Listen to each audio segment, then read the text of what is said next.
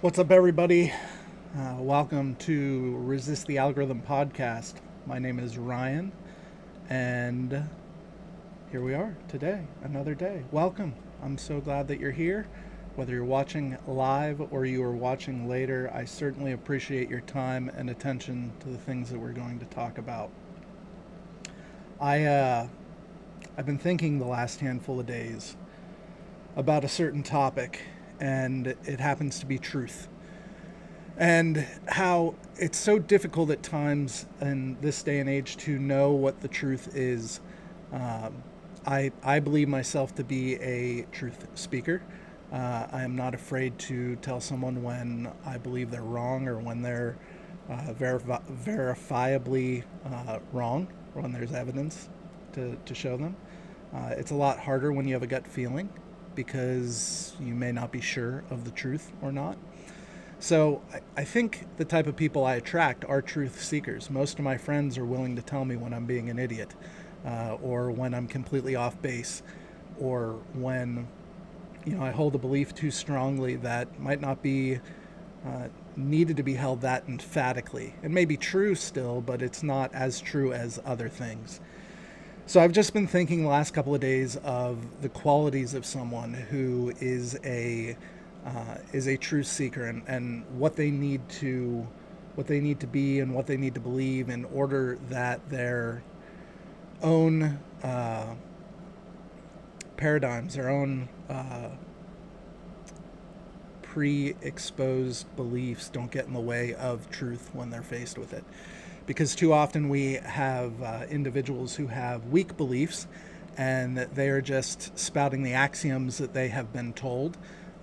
They trust the experts, quote unquote, and oftentimes the experts are a generation or two into just spewing the axioms that they were told. So there has been a loss of discovery, a loss of exploration in the realm of truth in a lot of arenas in this day and age. And that's how I believe we've gotten to this point where everything is so contentious and everybody is just willing to spew vile and hateful things towards one another instead of actually having a conversation to discuss and understand what the other points are and if they have merit and if there's something that the one side should adopt to the other side. Because to me, if you have truth, I want to know that truth and I want to correct my own preconceived ideas and notions to be more in line with the truth.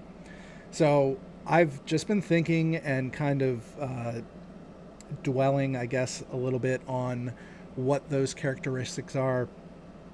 And I guess I've come up with five traits, you could say, of a truth seeker. So I wanted to share them with you, go over them, talk about them. But I think they're going to be kind of a cornerstone. I've recognized that they are a cornerstone in my life. So I hope by sharing them, it's something that's beneficial to you and at least something you can think about, something you could ponder, see if it's something beneficial, a framework that you could use to determine whether or not you're being honest with yourself and honest with the world around you. So the first is we must have courage. We must be courageous. When we know the truth, we must be willing to speak it and tell others about it. Because knowing the truth is no good if we are not willing to share it with others. We don't care for others. We don't love others if we hold the truth and hide it and keep it to ourselves. That's greedy. It's something that is not good or kind for society. So the first is to be courageous, to have courage. The next is to be able to defend your beliefs. If you have the truth is defensible. You should be able to give a apologia for it, which is what Paul talks about in the Bible. Now he's talking about his Christian faith, but I believe that we can give a defense for any good truth that is out there. So if you know the truth, but you don't know enough about it to defend it, that's a place where you need to improve. You need to get better. You need to know the arguments and the counter arguments so that you don't need to say, oh, I'll get back to you on that. No, be proactive about it. Go out and figure out what you believe, know that it's true, but then be able to give a good defense for it. Are you going to fail at times? Yeah, absolutely you are. But that just shows you that you don't have a good enough defense for it, and you need to go back to the drawing board and you need to go and find a better defense. Or you find out that it's really not the truth. You misunderstood the information that you had, and you can correct a belief that you had. The next is to be challenged. So it rolls right into it. We need to allow ourselves to be challenged, to be pushed, to be changed by others when they have the truth. You know, if someone else holds the truth, I want to know what it is. I want to hear from them. And too often, one side of the aisle says they have the truth, they know it, but then when you ask one question, one layer deep, there's no backup to it. It's just they step away or they devolve into personal attacks on you personally, which is a logical fallacy. It's something that happens not in good faith when you're having an argument. So if someone's ever attacking you, you can know that this person really isn't trying to have a conversation with you. They're just trying to win. So allow yourself to be changed and be challenged through the truth. If someone else has it and what you believe to be true is wronged or is challenged by another truth, we have to be able to go down that path and seek out what is truly right and what is truly accurate. The fourth is we need to pray for our enemies. Now, if you're not religious, you might be saying, Ryan, I don't believe in that. I don't believe in praying for my enemies. I don't believe in praying at all. I don't believe that there's a God anywhere. Okay, fine. At least be gracious towards your enemies. I think that praying for our enemies is important because what you pray for, or what you're gracious towards at the very least, if you can't bring yourself to pray for someone, it makes it very difficult to hate that individual and that person. I'm not saying that we should not hate our enemies. I'm not trying to make excuses for our enemies. I'm not saying to not call them out when they're being incorrect and wrong. And if you can never come to an impasse about things, if you can never come to some common ground where you can start to find a way to actually have conversations about things, then maybe they are a true enemy and we need to fight the ideology instead of the individual. I would hate it if our country went to actual blows, if we actually went to war. That is not what I hope for. I hope to resolve the issues that we have in this current time through having conversations and discourse. But I think a big part of that is putting yourself in the right position and posturing your heart in the right position that allows for that to happen. If you're constantly angry or hateful towards others that you disagree with, you'll only ever be in echo chambers. You'll only ever be in places where your ideas are reinforced and you're never challenged, and you never truly know if you have the truth. If you're never challenged, you can't know for sure if you hold on to the truth. And then the final point or trait of a truth seeker is the name of this podcast. Resist the algorithm. I have to bring a digital aspect of it into the conversation because we live in a digital age. We are bombarded by advertisements. We are bombarded by applications that want our attention and platforms that have their interest at heart and not our interests at heart. So we have to resist. News organizations that have their own bias, even though they say that they're moderate or down the middle, or that they talk about things from both sides. People spewing vile hate. These are all algorithmic types of situations that people have been trained on unknowingly, and we have to resist that training, that control that is prevalent throughout the world. So those are the 5 traits to have courage, to defend your beliefs, to be challenged, to pray for your enemies, and to resist the algorithm. And I hope that that's beneficial to you, as it has been beneficial to me. I've never defined it in this type of grouping before, the last couple of days as I've been thinking about this. But I think it's really important for us to have some things to go after, some things to give ourselves some guide rails to see if we are acting in good faith as we seek out truth. All right.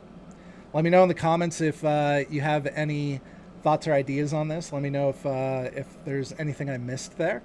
I would love to hear your perspective and your opinion. The first story I want to talk about today is a story I touched on earlier this week. Jimmy Kimmel has returned to his late night show. Many are excited about this. Many are not excited about this. And many couldn't care less because he has all of 200 viewers, and unfortunately half of them got cut in half because of something I'll go over with syndicates here in a minute. But let's see what CNN has to say about this. An emotional Jimmy Kimmel returns to ABC and assails Trump's un-American attacks on free speech. Jimmy Kimmel returned to his late-night stage Tuesday night and urged viewers to stand up to President Donald Trump's threats, even as Trump sent out a new social media attack against Kimmel's network, ABC. In an eloquent and emotional monologue, Jimmy Kimmel assailed anti-American efforts to curtail free speech in the United States and signaled that he won't temper his criticism of the president after a nearly week-long suspension of his show, amid pressure from the Trump administration. This show is not important, Kimmel told viewers. What's important is that we live in a country that allows us to have a show like this. I agree with that.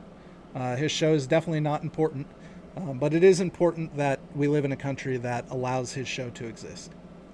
Kimmel spoke about spending time with comedians from countries where people get thrown into prison for making fun of those in power and worse. They know how lucky we are here. Our freedom to speak is what they admire most about this country, and that's something I'm embarrassed to say I took for granted until they pulled my friend Stephen off the air. A reference to Stephen Colbert, and tried to coerce the affiliates who run our show in the cities that you live in to take my show off the air. That's not legal, that's not American, that is un-American. If that were true, that the government were coercing syndicates to do that, I would agree that that is un-American. But I think the evidence kind of points in another direction. Obviously, ABC decided to do that, and Disney decided to do that, and then they changed their minds on it. We'll touch here in a second on the syndicates that are still preempting him. Kimmel predicted that ABC and its parent company Disney would come under further scrutiny from the Trump administration for reinstating his Jimmy Kimmel Live show days after Trump wrongly said Kimmel had been fired.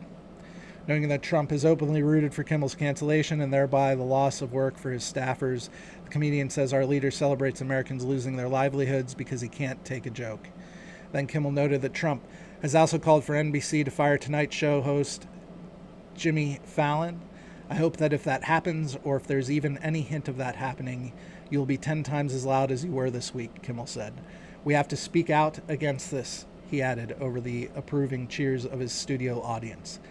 Unfortunately, his studio audience is the totality of everyone watching most nights. Audience told CNN that Kimmel received a several-minute-long standing ovation when he walked on stage for Tuesday evening's taping. Clearly fighting through the tears, Kimmel thanked those who supported him during his suspension, including a lengthy roster of fellow comedians. Maybe most of all, he said, I want to thank the people who don't support my show and what I believe, but support my right to share those beliefs anyway. Well, thank you, Jimmy, because I am one of those people. He named conservative media and political figures like Ben Shapiro, Clay Travis, Candace Owens, Senator Mitch McConnell, and Rand Paul, and even my old pal Ted Cruz, alluding to Kimmel's ruthless mockery of Senator Ted Cruz in the past. The Emmy-winning host, visibly emotional as he addressed his September 15th remarks about Charlie Kirk's suspected killer that led to a halt to production. It was never my intention to make light of the murder of a young man, nor was it my intention to blame any specific group for the action of what was obviously a deeply disturbed individual. Kimmel also praised Kirk's widow, Erica, for speaking at Sunday's memorial service about forgiving her husband's assassin. It touched me deeply, he said, and I hope it touches many. And if there's anything we should take from this tragedy to carry forward, I hope it can be that. The morning after the show, however, Andrew Clovet, a spokesperson for Turning Point USA and the executive producer of the Charlie Kirk Show, passed judgment. Not good enough. Not good enough, Jimmy. It's simple. Here's what you need to say. I'm sorry for saying that the shooter was MAGA. He was not. He was of the left. I apologize to the Kirk family for lying. Please accept my sincere apology. I will do better. I was wrong. All right. I think that's a good enough place to stop. That gives us a perspective. I agree. That's not good enough. I don't believe him either when he said that it was never my intention to make light of the murder of a young man, Kimmel said. It was never my intention to blame any specific group for the actions of what was obviously a deeply disturbed individual. he said something along the lines, and I'm not quoting directly, but he said something along the lines of, wow, we had a really big weekend. The MAGA crowd is trying desperately to reframe the shooter of Charlie Kirk as anything but one of their own. That's close to a direct quote. So he was trying to blame the MAGA crowd. He was trying to blame that side of the aisle for the shooting of Kirk. Now, why don't I believe that this is government suppression? So 2 things to talk about. First, Trump putting out his truths and having an opinion. He is still a citizen of the United States. He still has freedom of speech.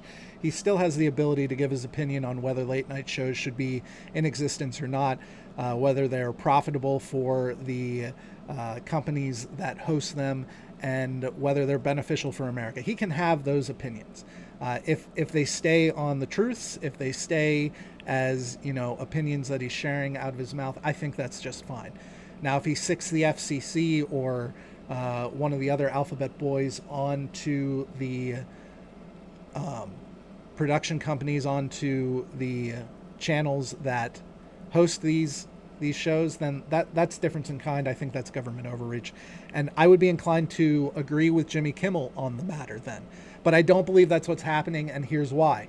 It's very simple. Jimmy Kimmel's back on the air. If the government were trying to do this, they would succeed because they're the government. They're massive, they are overreaching, they're way too big. They're bigger than the founders ever intended them to be. And the government is not often a thing that you can stop. If it were true that the government were trying to stop Jimmy Kimmel from being on the air, Jimmy Kimmel would still be off the air, and they would then have to go through the court system to resolve it. There would have to be court rulings to resolve this matter, to prove or disprove whether the government had involvement in this and whether they were within their legal authority to do so. So I disagree with Kimmel because he would still not be on the air if the government were going after him. Now, maybe things will change. Maybe new evidence will come to light. Maybe in the next couple of days we see that that's not the case and we have a Ross and Rachel moment with Jimmy Kimmel on the air, Jimmy Kimmel off the air. Maybe he's going to be on a break with ABC again. Maybe he won't be. Who knows? But the point being is the federal government usually succeeds for a time when they seek to do something, at least until the courts tell them they have to do something different. Here's another reason why I don't believe that this is censorship. So I asked Perplexity, which ABC syndicates are not airing Jimmy Kimmel, and what have they said are their reasonings? So there are still 2 syndicates that are not airing Jimmy Kimmel, and they're going to preempt them, and even after he's been brought back because of these reasons. So numerous ABC affiliates owned by Sinclair Broadcast Group and Nexstar Media Group are currently not airing Jimmy Kimmel's late night show, despite ABC and Disney reinstating it after a short suspension related to Kimmel's comments on the killing of conservative activist Charlie Kirk. Which syndicates are not airing the show? So Sinclair Broadcast Group and Nexstar Media together control nearly 70 ABC affiliates across the U.S., including prominent stations in markets like Washington, D.C., Seattle, St. Louis, Portland, Rochester, Columbus, Birmingham, and Little Rock. Birmingham. Sinclair owns 39 to 41 ABC affiliate stations in 18 states and the District of Columbia, while Nexstar operates 32 ABC affiliates. Sinclair's vice chairman, Jason Smith, stated that Kimmel's comments were inappropriate and profoundly insensitive at a crucial time for our nation. Sinclair is substituting Kimmel's show with local news and said discussions with ABC are ongoing to assess a possible return. Nexstar said its ABC stations would continue to preempt Jimmy Kimmel Live due to ABC's description of Kimmel's comments as ill-timed and insensitive during a pivotal national moment. Nexstar stressed it would not resume the broadcast until assurances are made that all parties are committed to promoting an atmosphere of respectful, constructive dialogue in the communities it serves. Both groups acted following strong backlash over Kimmel's remarks, which were perceived as politicizing Kirk's assassination and blaming conservative groups.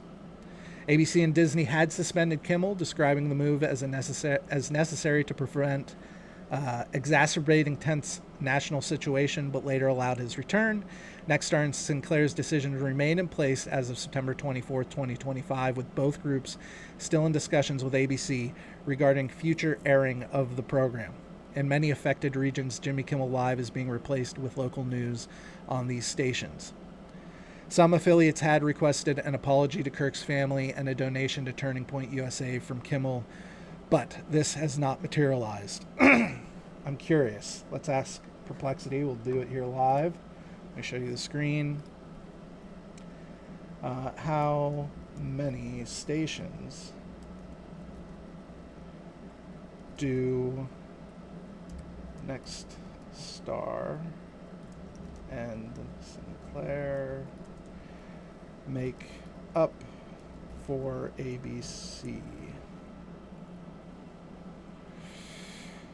As of 2025, Nexstar owns 32 ABC affiliate stations and Sinclair owns around 39 to 41 ABC affiliate stations. Together, they make up about a quarter, around 20 to 25% of all ABC affiliates nationally. So there you go. Jimmy Kimmel is losing about 20 to 25% of his audience, some of which you can see are in liberal areas. So, it may be more, it may be less, just depending on what portion of his viewership came from these areas. So, again, because we can see here that the syndicates are also not airing Jimmy Kimmel, that's why I don't believe this is government censorship or really cancel culture. It's a business decision. These affiliates don't believe that it is profitable to keep Kimmel on for the moment. They may change their minds. They may see some resolution. I honestly hope that they do, even though I don't think that Jimmy Kimmel's very funny or provides a very useful service anymore. I hope they do find some way to resolve this, because I think we need to hear voices from all sides, and we need to know what people on the other side of the aisle are thinking and believing and saying, so that we can better defend our own beliefs and have better arguments and better intellectual discussions centering around it. All right, Trump went to speak in front of the UN yesterday as well. And if you were online at all, you saw many people up in arms about what they were saying. Most of it was, from what I saw, was just insults thrown at him. Instead of interacting with the ideas and the plans and the hopes and perspectives that he was giving, they just attacked him. More orange man bad. And if you know me, you know I'm not a gung-ho MAGA Trump supporter, but I do support him. I didn't vote for him the first time around. I did the last two times. And I won't have to vote for him again, because we'll have someone else to vote for in the next round. But I do believe that he is needed for the moment and a better option than what we had presented to us every single time around. So let's hop over to Perplexity again. I thought, instead of seeing a bunch of different articles, the best way to see what he had said was to ask Perplexity what the important things Trump said at the UN, or what they were. So here's what he said. He started with a teleprompter malfunction, joking about it, and later criticizing the UN for having a bad tour. Badator? I'm not sure I get that. Don't know that I understand that. But Trump is a entertainer and a comedian, so it's not surprising that he made a joke about it. Trump claimed he ended 7 wars in 7 months and expressed frustration with that the UN did not help in these efforts. Yeah, the UN is a trash organization. They are not fulfilling their charter. Trump certainly helped bring about peace in many of these conflicts, and whether he ended them or not, you have to give the man credit for seeking peace and not wanting to have states of war across the world. He criticized nations recognizing a Palestinian state, worrying that it would encourage Hamas and continue conflict. Yes, absolutely. I mean, this just makes sense. I really don't understand the Palestinian Israeli divide that we have. I mean, I do. It's just illogical is what I'm saying. If after 9/11, the UN and other countries called for Al-Qaeda to have their own state, we would have laughed them off of the stage, and it would have never happened. So Palestine and Hamas attacked Israel. Israel defended themselves and said, enough is enough. We've tried to give you concessions over the last 20 or 30 years, none of which has come to the mutual benefit of us. It's always benefited Palestine. It's always benefited Hamas. So exactly who is the two-state solution for? Exactly who is this for? Hamas is in shambles. There's no governing body there. You have to have secure borders in order to call something a country. Where is the second state? I don't understand. Israel should be able to finish their war, move on from there. I think, unfortunately, Palestine has shown that they can't be good actors on the world stage, and that there will probably be someone governing the Palestinian area, if not bringing it into their country. But none of the Arab nations want them, because they know they're like the youngest child of the Arab nations, and they're constantly a terror state. They're constantly creating problems for their neighbors. They need a time.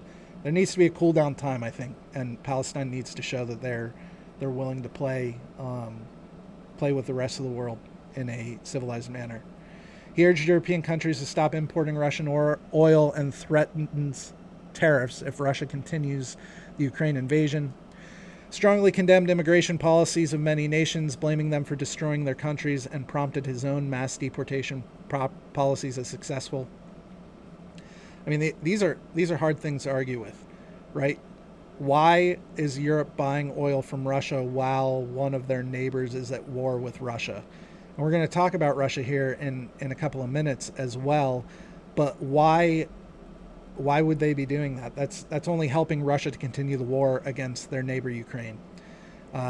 Obviously, we've had 20 or 30 years now of accepting immigrants into all sorts of European nations. And I think most of the citizens of most of these European nations would agree that it has not created a great benefit for them. In fact, it's probably created the opposite. You know, you have rape gangs in the UK that are grooming young girls. You have enclaves of Sharia law, infiltration of their government so that these areas can be enshrined. I mean, it's part of the playbook of Islam to do these things. I'm not saying. Let me rephrase. It's definitely a part of the playbook of extremist Islamists to do these things. I do know good Muslims who want to live at peace with their neighbors and to want to live peaceably with their Christian and Jewish brothers and sisters. You see this in Israel, where you have Muslims in their parliament and in their government, and Christians as well. In the middle of the Middle East. So it's not impossible. It is questionable. So he labeled climate change as the greatest con job ever perpetuated on the world, dismissed UN climate scientists' forecasts, and oppressed renewable energy initiatives, criticized the UN as ineffective, claiming it produces empty words and letters but does not solve words. I mean, it's true that technically the UN doesn't have much power. Sure, they have a peacekeeping force, but they don't have much power to tell anybody to do anything. It's just essentially a place where all of the countries who are part of the UN can come and get together and bluster at one another if they dislike something. Most of the time they agree, though. It's really only when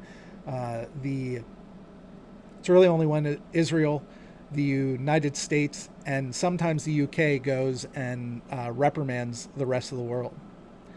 He highlighted American strength, called it the golden age of America, and asserts the U.S. has the strongest economy, borders, military, and friendships. I don't necessarily agree on the economy. Maybe right now, yes, not in the world we have the strongest economy. We're still the best bet on the block for sure. But we don't have the strongest economy we've ever had. Hopefully that changes here soon. He warned that unchecked migration is devastating Europe and urged countries to follow his approach with border control. Called for a global end to biological weapons development, criticized the UN for funding what he described as an assault on Western countries' borders, and urged unity among nations to confront terrorism, migration, biological warfare, and loss of cultural identity. I think most countries would agree with the cultural identity thing. It's very difficult to become a citizen of another nation unless you were born there and you retain residency there. Most countries, you can't just be born there and you're a citizen. So cultural identity is a very cherished thing among most people and most people groups. It's only really in America where it's not as much, because we are the melting pot of the world. We have almost every culture represented in our country, and it's something where it's harder to have cultural identity when we don't require assimilation to our values and a benefit to our country. And especially when we've had 20 or 30 years of varying levels of open borders, just essentially allowing any people to come in. So that's what he said. I'm sure there's a ton of people who disagree with him on it. But as you can see, one of the reasons he was attacked personally is because most of what he said has some merit at the very least. Most of what he said is logical here. It's a logical thing to request and require of the UN. I question why we're a part of the UN anymore. They don't really serve a benefit to us. They seem to support our enemies more often than not, and I am not quite sure why we participate with them anymore. All right, so this podcast is called Resist the Algorithm, and it's sponsored by my app, Niched. Niched is a revolutionary new type of application. It is a platform, but is not a social media platform. You see, social media has their own interests at heart. Social media has algorithms to control what you see and to put what they think is best in front of you with the goal to make money, the sole goal to make money, and to keep you entertained enough that you keep scrolling for a longer amount of time, because the longer you scroll, the longer they have to make money off of you. They also have gatekeepers in the forms of admins and moderators, and also in the form of shadow moderators at their companies. It's not necessarily been proven, but I think there's evidence there to show that there are people pulling triggers and turning dials at these social media companies. So Niched is not a social media platform because it doesn't have any of those things. Niched instead is a human interaction platform, because I believe in us interacting with each other more, and for us to have the ability to see what we want to see when we want to see it. So instead of an algorithm and instead of gatekeepers, I put you, the user, in total control. I have given filters and functionality to you to be able to control what shows up in your feed. In the future, I want you to be able to control when you see different things, so that you can have unique and different feeds during different times of the day. Also, I want to provide a way for you to become my customer and not just a product. Does that mean there won't be ads? No, there will be ads, because when something's free, there kind of has to be ads to make up for it. It costs to host these apps, and especially when there's a lot of data flowing into them, the costs can become massive. So will there be ads? Yes, there will be ads, but there will be a way for you to pay for an ad-free platform so that you never see an ad. So that you can truly be the customer, and so that I, as the app creator, can be beholden to you and your perspectives and your needs, and not the needs of the people who pay to advertise on my platform. My goal would be for everyone to become a paid user. That way I don't need to deal with advertisements on the platform to pay for the costs of servers and whatnot. Also, in the real world, we have consequences for what we say. Online and on social media, we do not. The main and most prevalent consequence is the consequence of spending our time having the conversation with the person that we're talking to. Online, we don't have that. We can spew whatever vile hatred we want to. We can spew whatever joy or ideology that we want to without a consequence of someone pushing back against us. So I have also created an in-app currency that allows you, if you are posting good and beneficial content, you get rewarded for it, so that you can post more good and beneficial content. You can have more conversations, but that puts you in a position where you have to decide, do I have this conversation with this person? Do I not? The same way we do in the real world. Is it worth my time? If any of that interests you, I ask you go to resistthealgorithm.com. You can learn a whole lot more about the app. I think it is the platform of the future. It is the platform of the people, and I put the power back into your hands. I thank you very much for being here. I'm really excited to talk to you guys more each and every day. And next, we're going to move into the next story. So, drones shut down a Copenhagen airport the other day. Very interesting story. So, from CBS News, Copenhagen airport shut down for hours by large unidentified drones flying nearby. Flights at Copenhagen Airport resumed early Tuesday after being suspended or diverted overnight because of drone sightings. Police reported 2 to 3 large, unidentified drones were seen Monday night, forcing outgoing flights at Scandinavia's largest airport to be grounded and others diverted to airports nearby. Copenhagen Airport has reopened after being closed due to drone activity. However, there will be delays and some canceled departures. Passengers are advised to check with their airline for further information, the airport's website said. Local media showed a significant police presence in the vicinity of the airport. A drone incident the same evening at Oslo, Norway airport forced all traffic to move to one runway, according to Norwegian broadcaster NRK. Traffic later returned to normal, and it's unclear who was responsible. The unknown perpetrator in Copenhagen was a capable drone pilot with the ability to fly them many miles to reach the airport. Jons Jaspersen of Copenhagen police said during the news conference Tuesday morning. The pilots seemed to be showing off their skills, he said. The number, size, flight patterns, time over the airport, all this together indicates that it is a capable actor. Which capable actor? I don't know. So what's he saying there? He's saying that the pilot was capable. The pilot was knowledgeable. The pilot was someone who is a capable actor. He's implying that it is another country coming across their borders.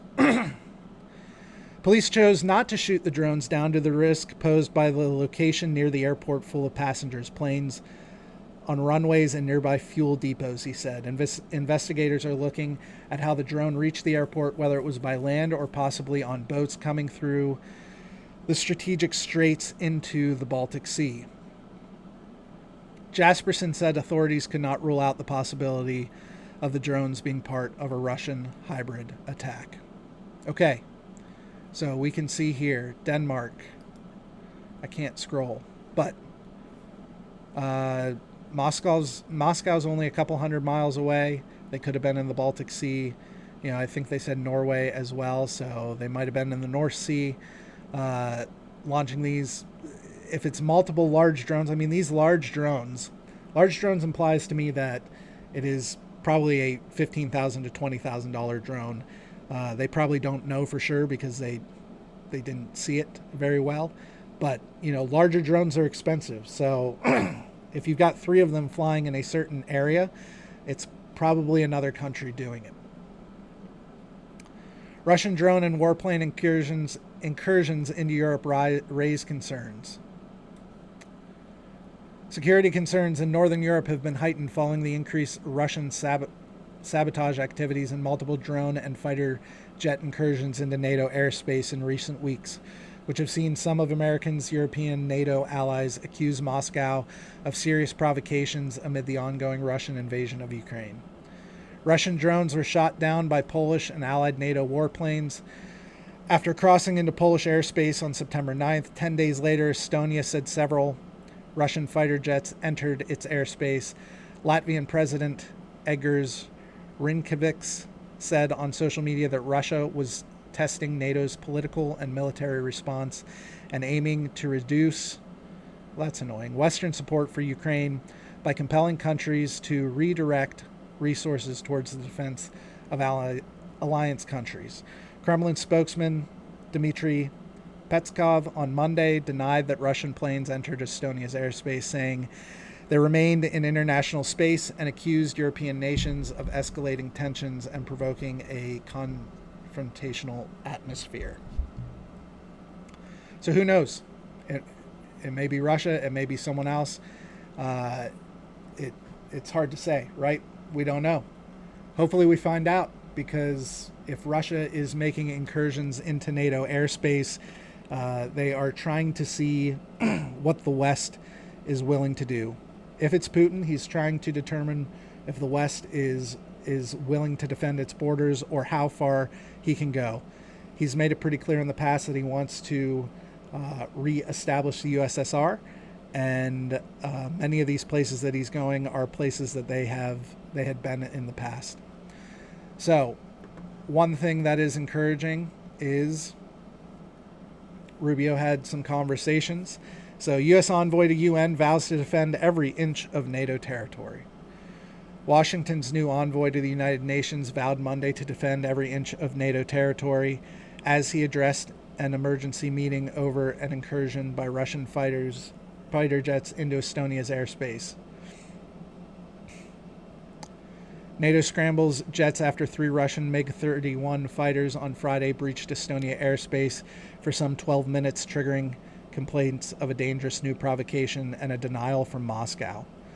Estonia, a NATO member, called for a meeting of the UN's top body, the Security Council, in response to Russians' brazen violation of Estonian airspace, and talks with other NATO allies.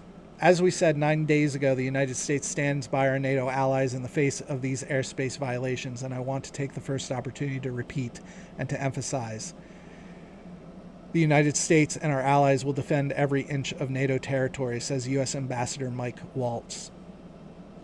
The incursion came after fellow NATO member Poland said earlier this month Russian drones had repeatedly violated its airspace during an attack on Ukraine in which Warsaw called an act of aggression. All right, so the drones may not have been Putin, but Russia has been pushing its bounds. We'll see what happens here. I certainly hope we don't have to go to war again in Europe. All right, last thing for today. Federalist number 1. We finished up with the amendments to the Constitution, the first 10 amendments to the Constitution yesterday. And I thought that going into the Federalist Papers would be good for a next thing to talk about, to see what the mentality of our forefathers were when they were establishing our country. I probably will not read in their entirety each and every Federalist paper, but I think reading Federalist number 1 is beneficial because it gives us a clue as to what the mindset was in the early parts of America. So Federalist number 1. If you don't know, the Federalist Papers were written by 3 men under a pseudonym. Alexander Hamilton wrote the introduction. So let me read this to you. After an unequivocal experience of the inefficiency of the subsisting federal government, you're called upon to deliberate on a new Constitution for the United States of America. The subject speaks its own importance, comprehending in its consequences nothing less than the existence of the Union, the safety and welfare of the parts of which it is composed, the fate of an empire in many respects the most interesting in the world. It has been frequently remarked that it seems to have been reserved to the people of this country, by their conduct and example, to decide the important question whether societies of men are really capable or not of establishing good government from reflection and choice, or whether they are forever destined to depend for their political constitutions on accident and force. If there be any truth in the remark, the crisis at which we are arrived may with property be regarded as the era in which that decision is to be made. Not property, but propriety be regarded as the era in which that decision is to be made. And a wrong election of the part we shall act may, in this view, deserve to be considered as a general misfortune of mankind. So it's interesting, the first paragraph of the introduction of the Federalist Papers, Alexander Hamilton makes it pretty clear that he believes that the United States is the most unique empire in the entire world, and that it is of great importance to mankind that we choose correctly in how to govern ourselves. How little did he know how true that was. This idea will add the inducements of philanthropy to those of patriotism, to heighten the solicitude which all considerate and all good men must feel for the event. Happy will it be if our choice should be directed by a judicious estimate of our true interests. unperplexed and unbiased by the considerations not connected with public good. But this is the thing more ardently to be wished than seriously to be expected. The plan offered to our deliberations affects too many particular interests, innovates upon too many local institutions, not to involve in its discussion a variety of objects foreign to its merits, and of views, passions, and prejudices, little favorable to the discovery of truth.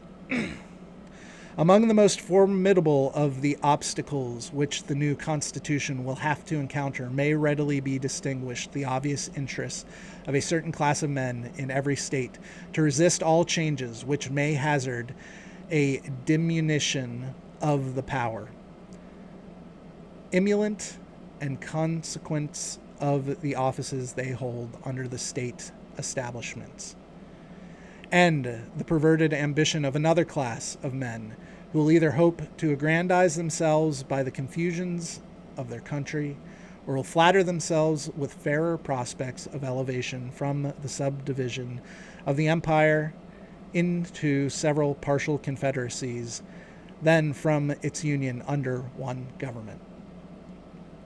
So what's he saying? He's saying the greatest obstacle and risk might be the people themselves that hold office right now and hold power, and the people themselves that might try to elevate themselves above their station to encourage splitting into multiple countries or to split back into the states. So this was a conversation that was being had in the early formation of our country. It is not, however, my design to dwell upon observations of this nature. I am well aware that it would be disingenuous to resolve indiscriminately the opposition of any set of men, merely because their situations might subject them to the suspicion into interested or ambitious views. Candor would oblige us to admit that even such men may be actuated. There we go. Man, I can read. Even such men may be actuated by upright intentions, and it cannot be doubted that much of the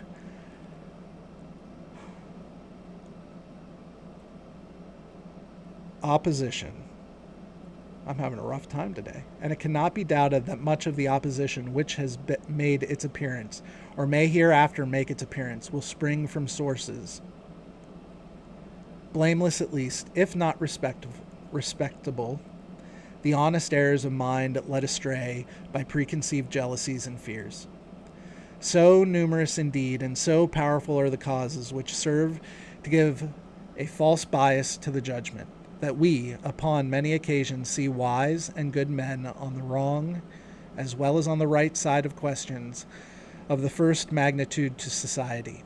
This circumstance, if duly attended to, would furnish a lesson of moderation to those who are ever so much persuaded of their being in the right in any controversy, and a further reason for caution in this respect might be drawn from the reflection that we are not always sure that those who advocate the truth are influenced by purer principles than their antagonists. Sorry, wrong word.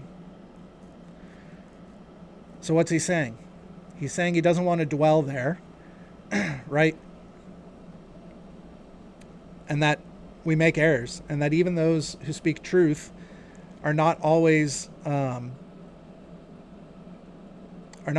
pursuing the truth because of pure intentions than the people who are against them, than their enemies, right? Their enemies might be trying to pursue truth based on pure intentions and come to a different conclusion. Ambition, avarice, personal animosity, party opposition, and many other motives not more laudable than these are apt to operate as well upon those who support as those who oppose the right side of a question.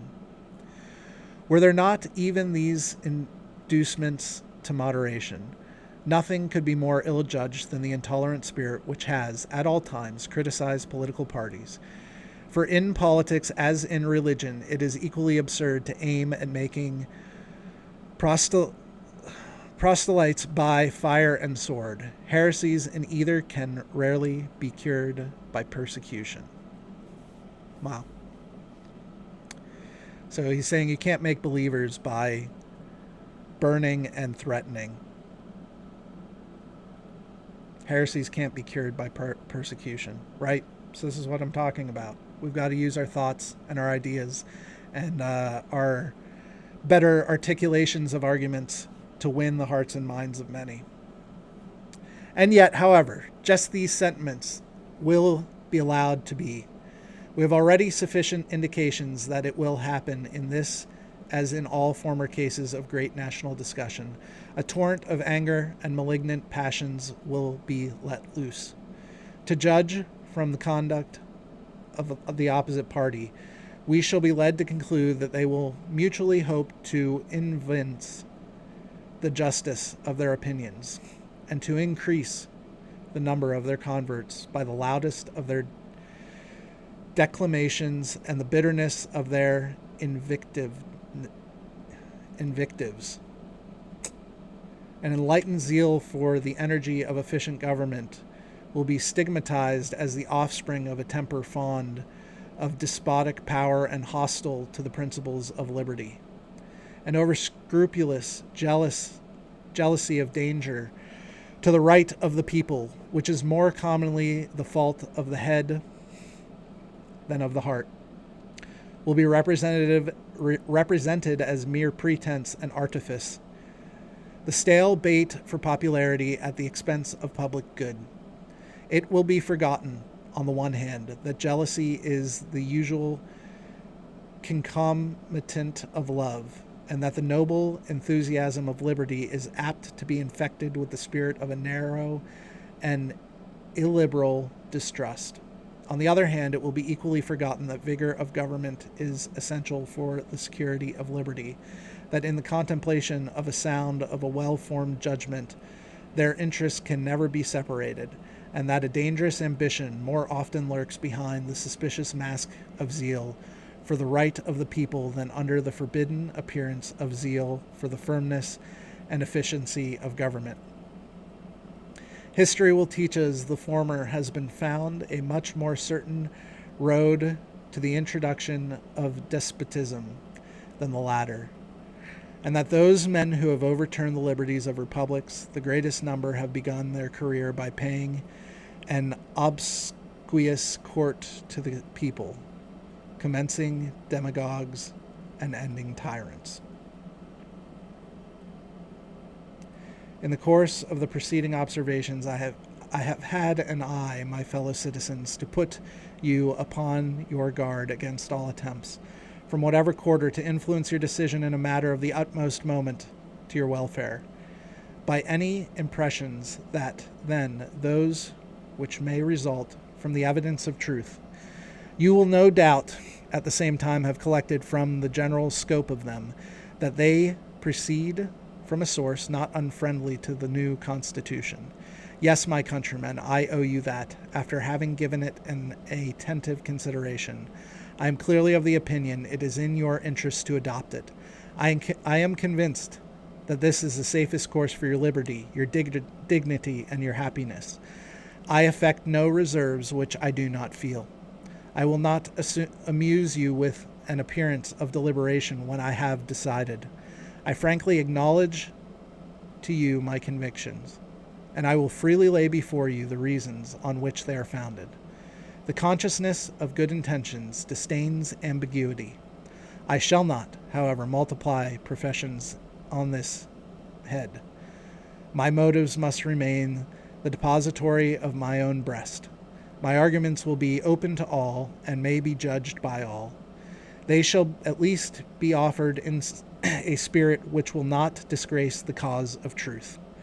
I propose in a series of papers to discuss the following interesting particulars: the unity of the Union, to your political prosperity, the insufficiency of the present, at least equally energetic with the one proposed, to the attainments of this object, that conformity of the proposed Constitution to the true principles of republican government, its analogy to your own state constitution, and lastly, the additional security which its adoption will afford to the preservation of that species of government, to liberty, and to property. In the progress of this discussion, I shall endeavor to give a satisfactory answer to all objections which shall have made their appearance that may seem to have any claim to your attention. It may perhaps be thought superfluous to offer arguments to prove the unity of the Union, a point, no doubt, deeply engraved on the hearts and the great body of the people of every state, and one, which it may be imagined, has no adversaries. But the fact is that we already hear it whispered in private circles of those who oppose the new Constitution, that the 13 states are of too great extent for any general system, and that we must of necessity resort to separate confederacies of distinct portions of the whole. This doctrine will, in all probability, be gradually propagated till it has votaries enough to countenance and open avowal of it. For nothing can be more evident to those who are able to take an enlarged view of the subject, that the alternative of an adoption of the new Constitution or the dismemberment of the Union. It will therefore be of use to begin by examining the advantages of the Union, the certain evils, and the probable dangers to which every state will be exposed from its dissolution. This shall accordingly constitute the subject of my next address. Amazing. Simply amazing. That's the introduction to the Federalist Papers. There at the end, he's essentially saying we have two options set before us. You know, it may seem silly to talk about the unity of the Union, is essentially what he said. It may seem unneeded to talk about the unity of our Union. You know, we already have the Articles of Confederacy. Why do we have to talk about the unity or the utility of the Union? I quoted that wrong. The unity of the Union. Utility of the Union. Because it's here already, is what he was saying to his fellow countrymen. But he said we're at a crossroads. Even a few years after we've become a country, we're at a crossroads. Do we split into individual states, or do we stay unified? And he said, that's why I want to talk to you about this. That's incredible. Probably not going to read every single word of every single Federalist paper, but I will touch on the important parts every single day coming up. Thank you so much for being here. That is the Resist the Algorithm podcast. I will be back again tomorrow at noon Eastern, 12 p.m. Eastern. Remember, have courage. Defend your beliefs. Be challenged. Pray for your enemy. Resist the algorithm. And I will see you tomorrow. Thank you all.